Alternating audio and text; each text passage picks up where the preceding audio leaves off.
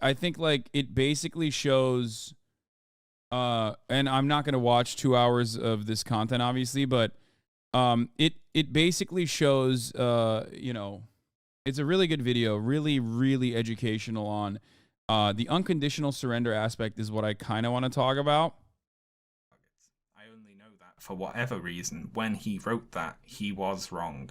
Now, leaving the nuclear bombs to the side for a moment, I wouldn't blame someone for asking at this point. If Truman and Burns are apparently so anxious to get the war over with before the Russians get involved, and they knew at Potsdam that the Emperor was asking for peace, why was peace not able to be negotiated sooner than it was? Why, when they heard the Emperor wanted peace, did they not simply send him a message saying, "Great, okay, let's negotiate peace"? And the answer to that is the deadlock over unconditional surrender. As we know, Japan was committed to avoiding an unconditional surrender. But Truman was likewise committed to securing one. He didn't want to accept what the Japanese were offering, which was a negotiated peace. He wanted a full unconditional surrender. Now, various individuals within the Allied governments and armed forces understood that insisting on absolute unconditional surrender was, particularly with regards to the question of the Emperor, going to cause problems and possibly prolong the war. While at the Yalta Conference, Winston Churchill suggested that mitigating the terms of surrender, quote, would be worthwhile if it led to the saving of a year or a year and a half of war in which so much blood and treasure would be poured out. But President Roosevelt was unreceptive to Churchill's suggestion.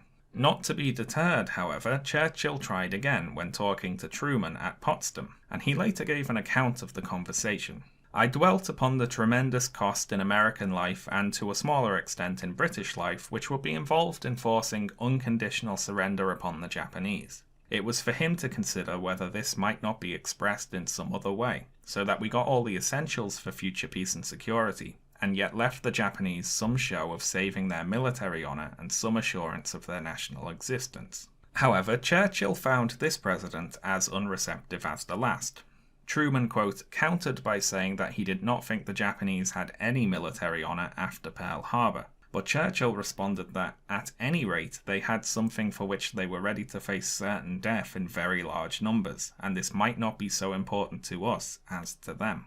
Others attempted to influence Truman on the unconditional surrender issue at various times, sometimes seemingly having more luck than Churchill there. Under-Secretary of State Joseph Grew, who understood the importance of the Emperor having been US ambassador to Japan for a decade, advised Truman on the 28th of May that the greatest obstacle to unconditional surrender by the Japanese is their belief that this would entail the destruction or permanent removal of the Emperor and the institution of the throne. And Grew goes on to say that without an assurance that the imperial institution would not be destroyed, a Japanese surrender would be highly unlikely.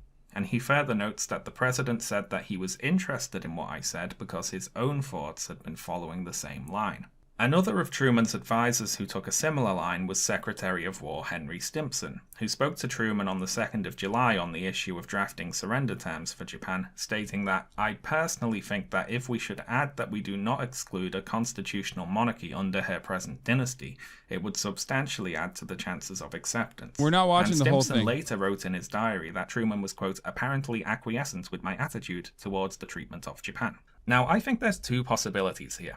The first is that President Harry S. Truman was one of those intensely annoying people who simply agree with whatever the last person they spoke to said to them, showing absolutely no respect for future historians attempting to figure out what they actually thought about anything. The second is that Truman was actually sympathetic to what his advisors were advising him with regards to softening unconditional surrender, but there was some other influence preventing him from acting on that advice. And we perhaps see a hint of this at a meeting on the 18th of June, when this time Admiral Leahy tried his luck at pushing for a softening of unconditional surrender, stating that our insistence on unconditional surrender would result only in making the Japanese desperate and thereby increase our casualty lists. And Truman responded that he did not feel that he could take any action at this time to change public opinion on the matter. So, the opinion of the public is being factored into the decision-making process regarding Japanese surrender terms. And I think it's fair to say that the United States public were not the biggest fans of Emperor Hirohito. A Gallup poll conducted on the 29th of June reported that when asked what the fate of the emperor should be after the war, the most popular response was execute him. So any US president with an eye on public opinion is in a bit of a tricky position when it comes to openly telling Japan they can keep their emperor,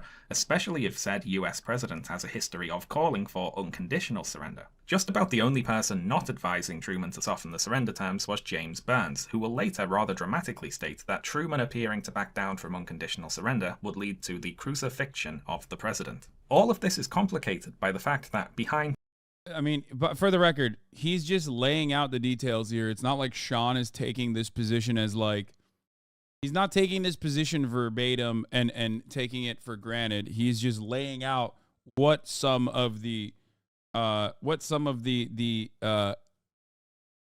positions of the Truman side were. Like, what were the important details as to why they continued on with dropping the bomb. Anyway, let's continue.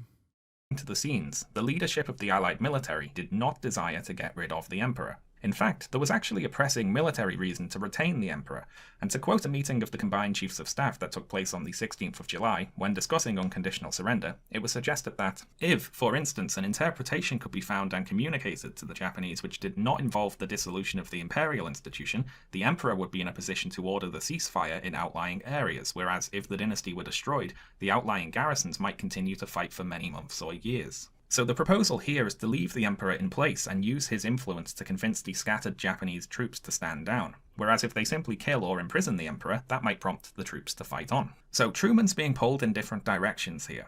Strictly militarily speaking, letting Japan keep the Emperor makes a lot of sense. It will almost certainly shorten the war, save lives, and be the thing to convince the Japanese military to give up. Conveying that message to the Japanese leadership prior to their surrender, though... Yeah, wait till you find out that they actually did do that, by the way. ...is potentially risky from a domestic political standpoint. If you've previously been calling for unconditional surrender, you don't want to be seen as reversing position on that and giving in to a hated enemy's demands. However, the threat of the Soviet Union's expansion into Asia means you do want to end the war quickly. So there's conflicting motivations here, and these conflicting motivations came to influence the construction of the Potsdam Declaration. Now, this was a statement issued by the Allies on the 26th of July that called for the unconditional surrender of Japan, saying, "We call upon the government of Japan to proclaim now the unconditional surrender of all Japanese armed forces and to provide proper and adequate assurances of their good faith in such action. The alternative for Japan is prompt and utter destruction." And it laid out various terms, such as the occupation of Japanese territory by the Allies, the disarming of the Japanese military, and so on.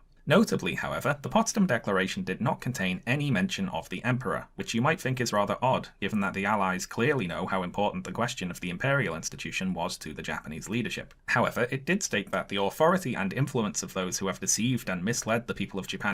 Anyone that says chat's gonna defend Hito, don't execute the Emperor, ain't no way, like, misses the point by the widest of fucking margins. Okay, oh, he was just shitposting. Never mind. I was going to say, like, yeah, obviously, these are not good fucking people, except America very clearly did not give a fuck about the evil atrocities that Japan was openly committing, considering that they offered full carte blanche protection to, like, pretty much everyone that was engaging in germ warfare and even grosser and more psychotic scientific experiments in China. Unit 731 got full clearance and full protection so that they could hand over all of their important experimentations so they could learn from that and then utilize it in Korea. So remember that, like, America being the good guy in this situation is... And before people say, well, the Russians did it too, yes, that is true. But as it pertains to Japan, the Russians did want to actually at least try them. America very openly stood in front of that and stopped that from happening. And into embarking on world conquest must be eliminated for all time. And this is rather vague with respect to exactly who it means. Does the Emperor count as one of those who have misled the people of Japan? When the Japanese leadership received the Potsdam Declaration, the hardliners on the Supreme Council interpreted this in a very unfavourable way and took it to be an indirect threat to the Emperor's life. Another confusing point for the Japanese leadership was that when the Potsdam Declaration was issued, it was signed by the United States, Britain, China, and, interestingly, not the Soviet Union. To the Supreme Council, this inspired a question, as well as a fair bit of false hope. If the Soviet Union didn't sign this declaration, does that mean that they possibly disagree with the declaration? What is Russia's position here? Since they didn't sign the document calling for our unconditional surrender, does that mean they might be open to negotiating better terms for us after all? After receiving the Potsdam Declaration, Togo met with the Emperor to discuss it. The Emperor thought that the terms of the declaration were, quote, acceptable in principle, but he agreed to postpone a response until after they had heard back from the Soviet Union. So Togo sent a message to Ambassador Sato on the 28th of July with instructions to attempt to sound out the Russian attitude towards the joint declaration. Ambassador Sato, for his part, had had just about enough of this nonsense. He had been repeatedly saying that the Russia plan was not going to work, and yet here's another message. Thank you, Hassan. This video has cleared up my misconceptions taught in school. Unconditional surrender is not an excuse to use atomic weapons. Oh, look at that. Also definitely trying to threaten the Soviet Union and their presence in Manchuria. From Tokyo postponing surrender in order to ask what the situation is with the Russians. Sato's messages in response were openly insubordinate and strayed into brazenly telling Tokyo what to do. Sato said, and I'm paraphrasing here, look, if Stalin disagreed with the terms of the Potsdam Declaration, he would have negotiated better terms at the time. And if he wasn't able to negotiate better terms at the time, he's not going to be able to do that now, is he? The Soviet Union is not going to help you. In fact, if you don't immediately surrender, they are probably going to declare war on you. The Supreme Council, on receiving these messages, finally saw sense and decided to end the war. No, I'm joking. Sato was ignored, obviously. So the Potsdam Declaration contained no direct information about the fate of the emperor, and it left open the question of the Soviet Union's position, which prompted the Japanese leadership to postpone a response until they knew what that was. Until then, their official position was to ignore the declaration. So if the Potsdam Declaration was intended to produce a surrender from Japan, it failed. However, when the Potsdam Declaration was first drafted by the Office of Secretary of War Henry Stimson, it included the following point. The occupying forces of the Allies shall be withdrawn from Japan as soon as our objectives are accomplished and there has been established beyond doubt a peacefully inclined, responsible government of a character representative of the Japanese people. This may include a constitutional monarchy under the present dynasty. So that is a concrete offer to retain the imperial institution right there. And earlier drafts of the Potsdam Declaration also included among the signatories the Generalissimo of the Soviet Union. So what happened here then? Well, between the first draft leaving Stimson's office and it being issued publicly, the Potsdam Declaration went through various drafts. Most importantly for us here, the document was edited by President Truman and James Burns. The final draft, of course, saw the Soviet Union being removed from the list of signatories and the offer to retain the imperial institution deleted.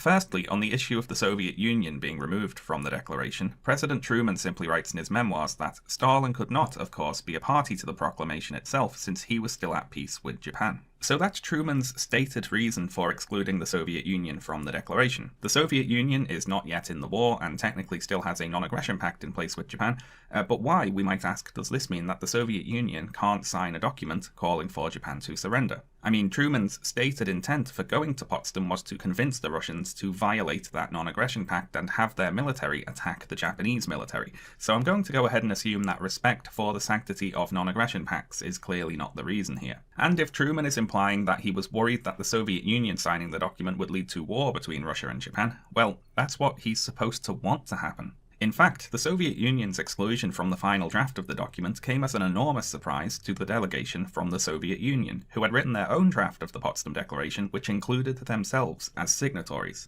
So they clearly wanted in on the signing of the document. Instead, the Soviet delegation was not consulted about the drafting of the declaration and were only told it was being released to the press at the same time it was being released to the press. Soviet Minister of Foreign Affairs Molotov submitted a request to delay the publication of the declaration, but James Burns claimed he didn't get the message in time. As for why the Soviet Union wanted to be included among the list of signatories, Stalin and Molotov wanted a pretext to abandon their non-aggression pact with Japan and invade Manchuria, and the Potsdam Declaration's ultimatum to Japan would have provided that pretext. So, after being edited out of the declaration, they tried a more direct approach. In a meeting on the 29th of July, Molotov submitted a request from Stalin for the United States, England, and the other allies, quote, to address a formal request to the Soviet government for its entry into the war. Now this put Truman and Burns in a very awkward position, because of course they're supposed to want the Soviet government to enter the war, but they clearly don't anymore. As Burns later wrote in his memoirs, we had, of course, begun to hope a Japanese surrender might be imminent, and we did not want to urge the Russians to enter the war. Truman and Burns figure they just have to wait a week or so for the first nuclear bomb to be dropped, and then Japan will surrender before the Soviet Union. Yeah, thank God. They just didn't want additional casualties for the Russians. You know, they were. It's a double whammy. They didn't want to keep firebombing Tokyo, and they also just didn't want the Russians to engage with the Japanese. They were so thoughtful. Thank God they dropped the nuclear bomb or the atom bomb. Holy shit. Yeah, good guy Truman, dude, just saving Russians. Has a chance to declare war and invade. So being asked directly for an invitation to the war put Truman on the spot, and he sidestepped the issue. The Soviets would get no invitation from him. However, they wanted to use their COD kill streak before the end of the match. Dude, that is not even a joke. They're like, we spent $2 billion on this. We know the Russians are also simultaneously possibly, and the Germans and everyone else is like working to use this bomb. We have to show the world that we have it, and we have to show the world that we have it ×2, and we have more of it, and we can drop it at any given moment. Like they literally did that. They were like, well, it's my kill streak. Like, I should be able to use it. Fuck you. However, an interesting note here is that when the Soviet Union does actually declare war on Japan, they say they have acceded to the Allied request to join the war, so they didn't get an invitation, but they just acted like they did anyway. Now, of course, excluding the Soviets from the Potsdam Declaration and dodging their request for an invitation to join the war confirmed to Stalin that Truman was planning to finish the war without him. So while at Potsdam, Stalin ordered his generals to speed up their invasion plans. He wasn't going to be left out of the kill. So I think it's fairly clear why the Soviet Union was excluded from the Potsdam Declaration. Burns and Truman are planning to finish the war without Stalin, and that includes not having Stalin's signature on the surrender papers. So when Japan surrenders, it will not be, in any way, a surrender to the Soviet Union, is the plan. The second important edit to the Potsdam Declaration was the removal of the offer to retain the imperial institution, and the reasoning for this change is found in the diary of Henry Stimson, who writes that, when the Potsdam Conditions were drawn and left my office where they originated, they contained a provision which permitted the continuance of the dynasty with certain conditions. The President and Burns struck that out. They were not obdurate on it, but they thought they could arrange it in the necessary secret negotiations which would take place after any armistice. So Truman and Burns think the U.S. also did not want to have another D-Day style invasion, at least according to the World War II Museum in New Orleans. Yes, that is the American position, which I think the last 20 minutes of us watching this kind of show that was not a real consideration. Because look, once you're having a conversation, once your main ally has lost, okay? And your entire fucking soil is being firebombed. Okay? And on top of that, you've already begun talks. You've already given conditional surrender up. It's done. After that, it's just a matter of talking. Japan has nothing at that point. They know they're fucking done.